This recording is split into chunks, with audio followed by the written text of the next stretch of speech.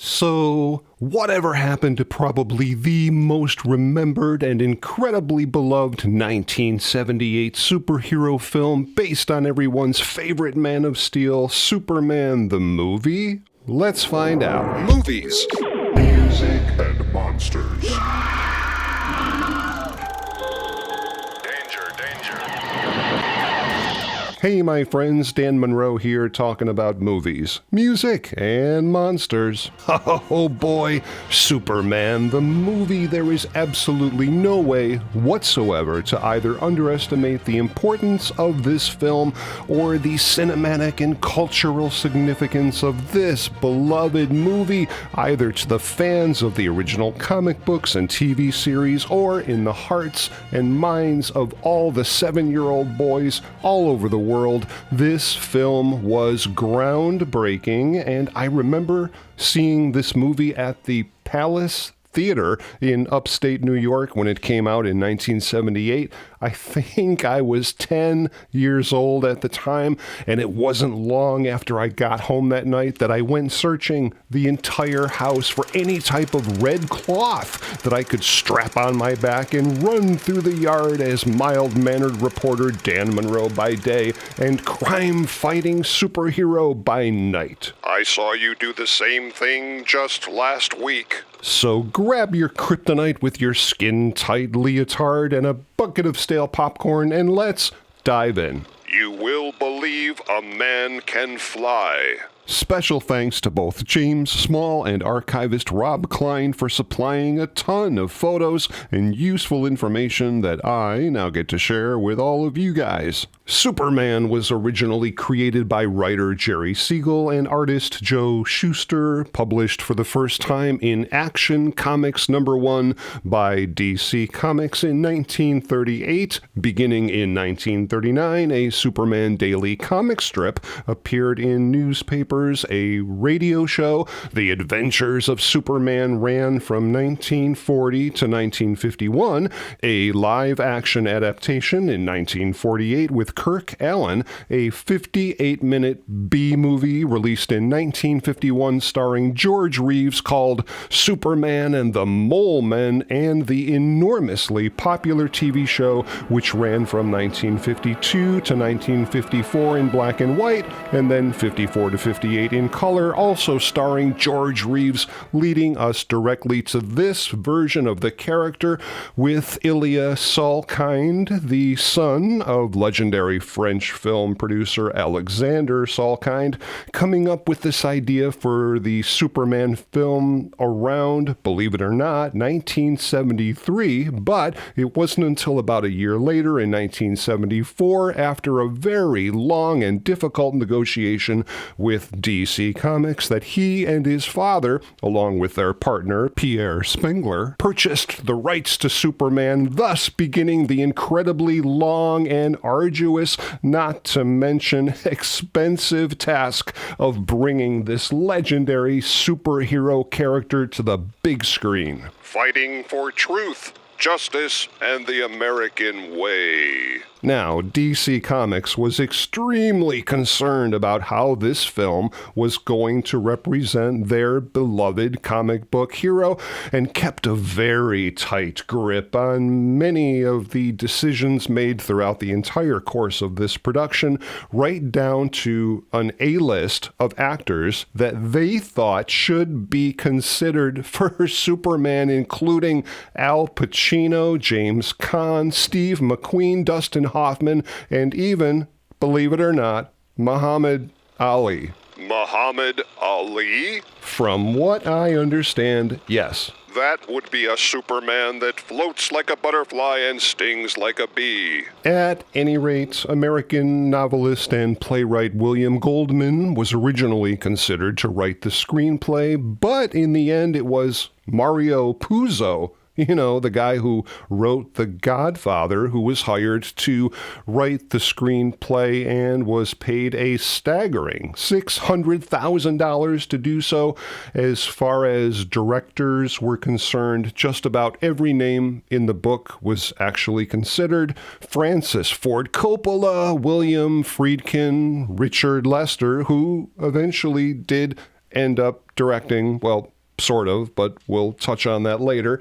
Even George Lucas was considered, but he turned down the offer because of this commitment that he had to this other little movie that he happened to be working on at the time called Star Wars. Ilya Salkind at one point even considered Steven Spielberg to direct, but his father, Alexander, was, shall we say, skeptical to say the least, stating that it was best to wait until Spielberg's Big Fish movie opens. And after Jaws turned out being an enormous success, the producers did offer the directing job to Steven Spielberg, but Spielberg turned it down because he was already committed to directing his next movie, Close Encounters of the Third Kind. Now, after seeing the film The Omen in 1976, the Salkinds hired Richard Donner for a fee of $1 million to direct not only Superman,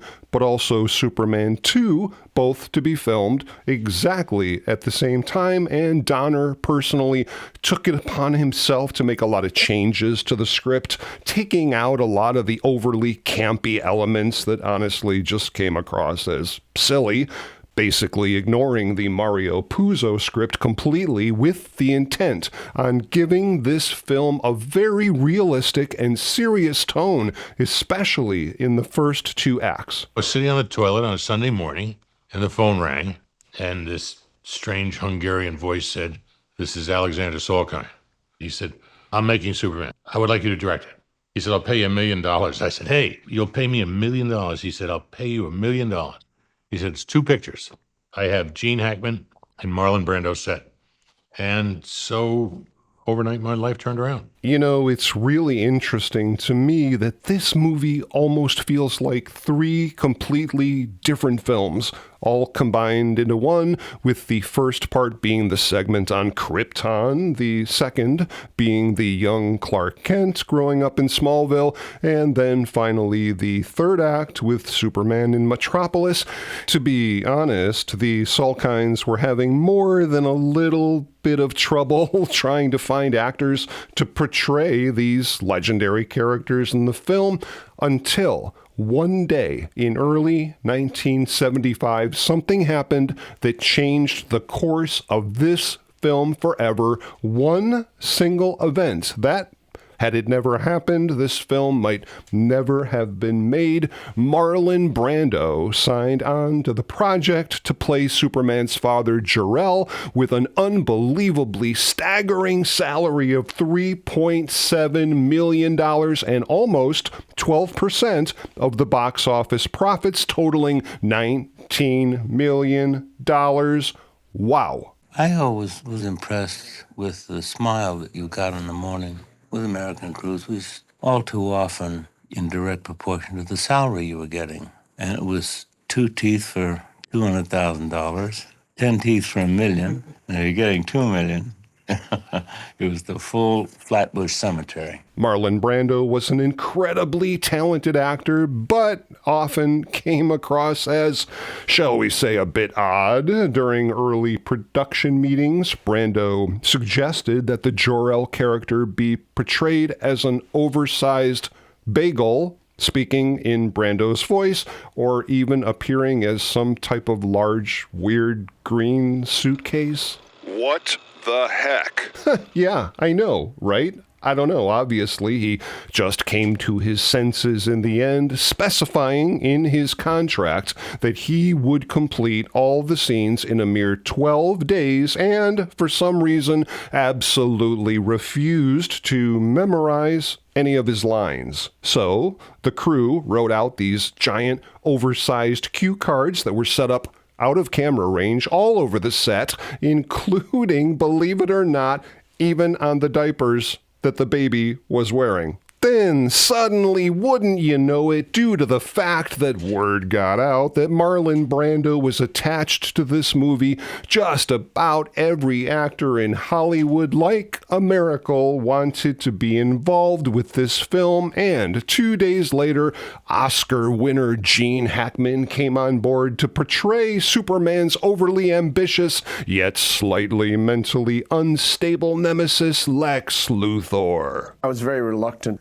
to do it at first. I was afraid that my image as a serious actor would be tarnished, and I had thought of him only as a cartoon character, and I recognized that I could maybe make this Lex Luthor into something that was, I could maybe be proud of. The list of actors interested in this leading role was enormous, including, get this, Neil Diamond and Arnold Schwarzenegger, who both heavily lobbied for the part but were basically ignored. And even Paul Newman was offered a staggering $4 million to play either Superman, Lex Luthor, or Jor-El, but turned down all three parts. Guess he had him some popcorn and salad dressing to sell. Now, at this point, it's important to note that with the two major stars now on board,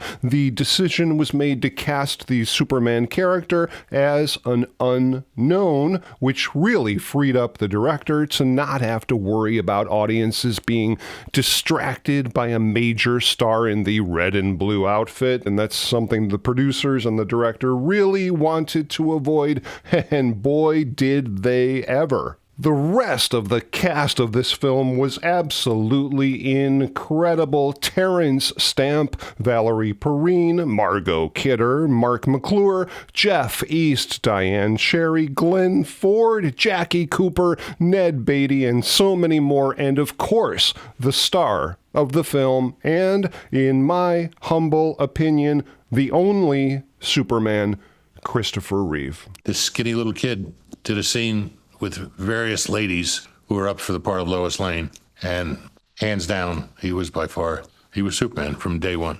I took a gamble in 1977 that I'd been an actor for nearly 10 years at that point, and I just decided that I can play Superman and look at it as a regular part, and I just won't worry what people think about me. And a long time ago, I decided not to put value judgments on the parts that I play.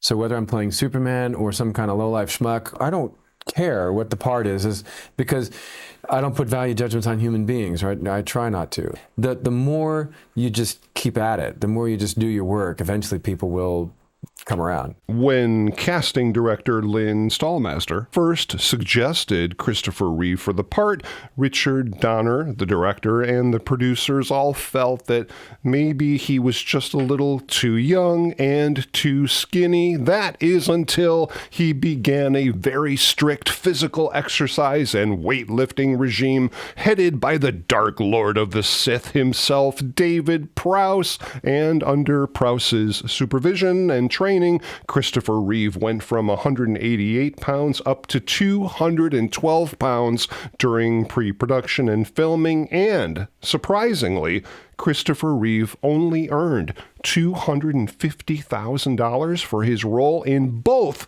Superman and Superman 2, despite the fact that Marlon Brando made $3.7 million and Gene Hackman made $2 million. That's just crap, I tell ya. Super crap.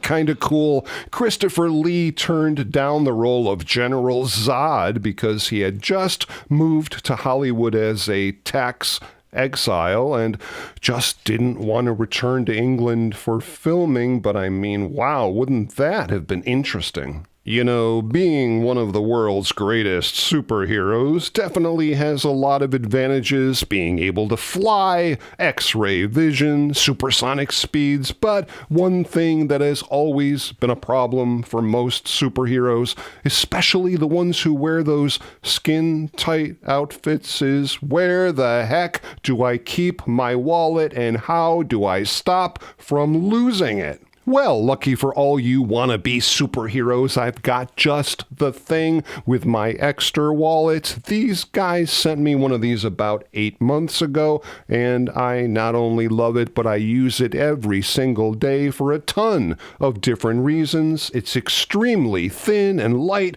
You barely know you have it in your pocket.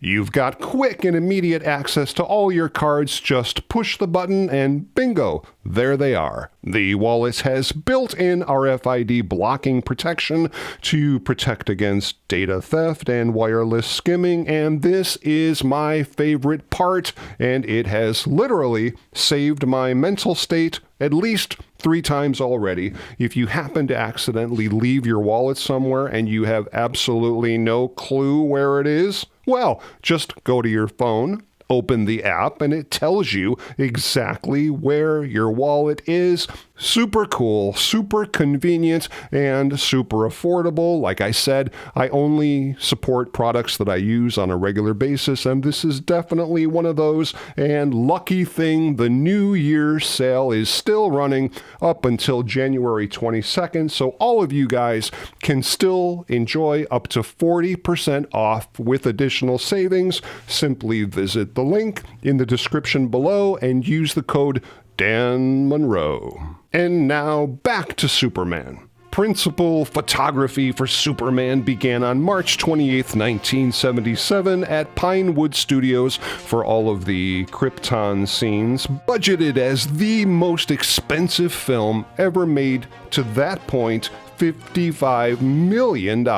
Now, because Superman and Superman 2 were being shot simultaneously at the same time, the shoot lasted over 19 months until October 1978. It was only supposed to last like 8 months, but there were quite a few, shall we say, substantial problems during production, which I'll probably touch on in a later video, specifically about the production of Superman 2. The Fortress of Solitude was constructed at Shepperton Studios, with New York City doubling as the city of Metropolis. The New York Daily News building became the offices of the Daily Planet. Production then moved to Alberta, Canada for all of the scenes shot early on, set in Smallville. Some brief sequences were also shot in Gallup, New Mexico, Lake Mead, and Grand Central Station. Super cool. The shot of young Clark Kent kicking the football out into space was actually achieved with a carefully hidden air cannon placed underground, and the football was simply fired out of it. Legendary Hollywood makeup artist Stuart Freeborn worked on this film, and you might remember his name as the guy who created Yoda for The Empire Strikes Back. Now, Jeff East, the young man who played Clark Kent during the earlier portion of the film, had all of his dialogue looped or re-recorded by Christopher Reeve because he and the producers felt that Jeff's voice, being lower than Christopher's, just didn't come across all that well for continuity purposes, a decision that Jeff East originally and understandably was pretty disappointed about, but completely understood within the confines of the story and the Hollywood filmmaking process. Super cool. Both Kirk Alyn, who played the first on-screen Superman, along with Noel Neill, who played Lois Lane in the 1950s TV series, both had cameos in the film as the parents of young Lois Lane. Fun fact, Clark Kent and Superman part their hair on opposite sides of their head. Not really sure why that's important, but it might just come in handy during your next rousing adventure of Trivial Pursuit. The relationship between director Donner and the Salkinds was, to say the least, strained, tumultuous, so much so that the Salkinds hired Richard Lester of The Beatles, A Hard Day's Night fame, on board as a second director, sort of just in case things with Richard Donner went completely south, which they eventually did, but again, that's the topic of Superman 2. Not really sure how I feel about this, but apparently Marlon Brando sued both the Salkinds and Warner Brothers for $50 million despite his enormous salary because he felt cheated out of all the profits from the box office that the film made. And this, my friends, is exactly why Marlon Brando does not appear in Superman 2, but Superman's mother does. And how exactly did they make Superman fly? Well, 3 different ways, actually. For landings and takeoffs, they used wire flying rigs suspended from tower cranes using a system of counterweights and pulleys to achieve the effect of Superman's flight. Then, for stationary shots, where Superman is flying towards or away from the camera, a blue screen was used, and this is really super interesting.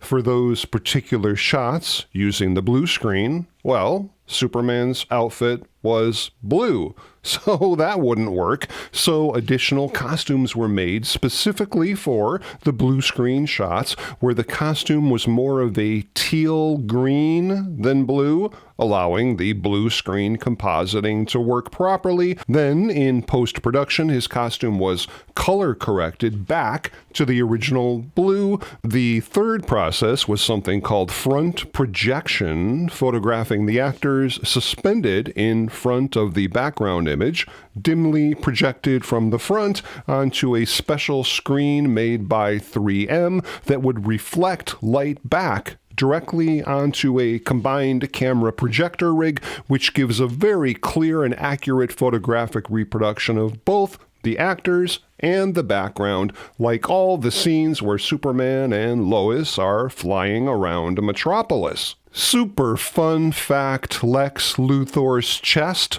that holds the kryptonite is exactly the same chest prop that contained Anakin Skywalker's lightsaber in the original 1977 Star Wars. And then there's the music, so memorable, so uplifting, composed and conducted by John Williams and performed by the London Symphony Orchestra. And this is interesting and slightly confusing. Jerry Goldsmith was originally approached to compose the score.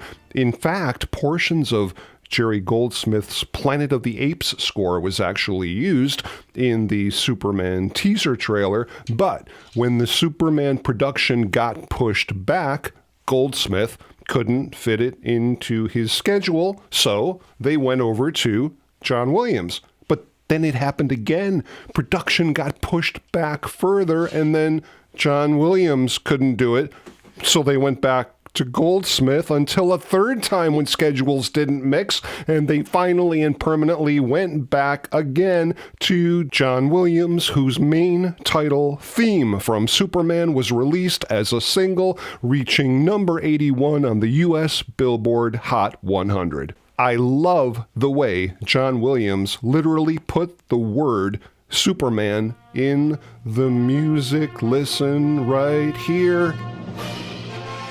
Originally, Margot Kidder was supposed to actually sing the song, Can You Read My Mind?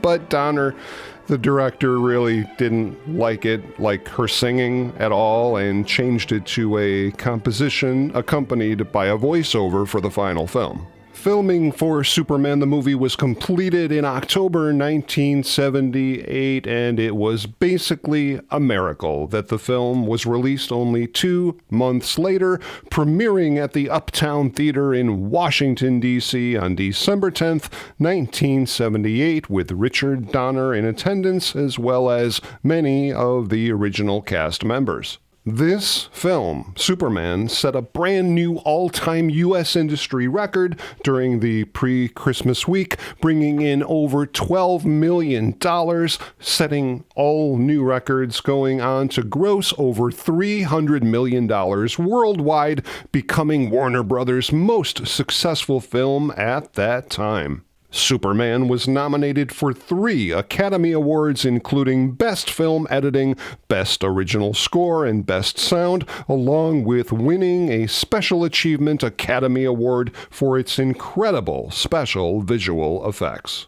Okay, but what about all the super cool costumes and props from the film? Well, believe it or not, there is actually quite a bit. A complete Christopher Reeve hero Superman costume from the film went up for auction in 2013 by Heritage Auctions and pulled in almost $80,000. Marlon Brando's screen-used Jor-El costume from the film is still in magnificent shape and sold, again by Heritage, in 2013 for over $73,000. One of the original screen-used crystals sold in the same auction for almost $30,000. The miniature flying Superman for special effects shots sold at auction in 2017 for $3,600, and this is super cool. One of Christopher Reeve's screen-used capes, which is still in amazing shape, sold at a Julien's auction in 2019 for almost $200,000. I mean, come on, how cool is that? Rob Klein is an archivist currently overseeing the Croft properties, and just check out what this guy has in his personal collection. This is Christopher Reeve's actual flying suit from Superman the movie, which he acquired directly from Warner Brothers, along with the original screen-used control console from the Fortress of Solitude and the original green crystal, also screen-matched to Superman 2. Last but certainly not least, and this is so freaking cool, here is the original Kal-El crystalline Kryptonian starship miniature used in the film, selling in 2024 for over $52,000. Superman was released over the years on all the various formats, including VHS, Betamax, and Laserdisc, and even though director Richard Donner absolutely hated this particular longer version of the film in 1982, ABC aired the film in its broadcast television debut over 2 nights, adding a ton of extra footage, coming in at over 182 minutes long, and is still available on both DVD and Blu-ray as Superman the Movie, the Extended Cut. Now, as far as toys and collectibles went, well, there was certainly quite a bit. There was the Superman the Movie Viewmaster set, the 8mm film reel, the metal lunchbox, a 12-inch action figure by Mego, the bubblegum cards, of course, Series 1 and 2, the soundtrack on vinyl, some 1978 Pepsi Superman glasses, a 13-inch trash can, and honestly, that's just about all I could find, but if I missed anything, let me know. Now, as far as reboots, remakes, and God help us reimaginings, well, we've certainly had a whole slew of those now, haven't we? Again, Superman 2 is something I'm going to touch on in the future because that's a whole other story all in itself. Superman 3, or should I say the Richard Pryor movie, which just happened to have Superman in it, was okay, I guess. Certainly better, in my opinion, than Superman 4 was. I don't know, it was different. But again, I'm not going to sit here and put it down. I'm sure a lot of people out there like those movies, and that's just great. Then, of course, we got the whole Henry Cavill generation of Superman films. Very heavy CGI and made specifically for, I'd say, modern audiences. I don't know. They're okay. They're just not my Superman. You know what I mean? Superman the movie was not only an extremely beloved film with audiences of all ages, but more importantly has become a historical cinematic icon for moviegoers and comic book fans all over the world, the first of its kind really, which not only still brings joy to the hearts of those who remember it as kids, but also to a new generation of Superman fans taking a step backwards in time to enjoy this amazing masterpiece and paving the way for other great films and TV shows in the 80s and 90s, including Doctor Strange, Captain America, Flash Gordon, The Greatest American Hero, The Adventures of Buckaroo Banzai, Batman, and so many more. We could be here all day, but that, my friends, is the topic of another video. I really hope you guys enjoyed that deep dive all about Superman the movie, and if you did and you like this kind of stuff, please consider subscribing to the channel. I've got a whole bunch of new videos coming up really soon that I know you guys are just gonna dig. And please feel free to stop back anytime as we together continue the conversation on movies, music, and monsters. Movies, music, and monsters.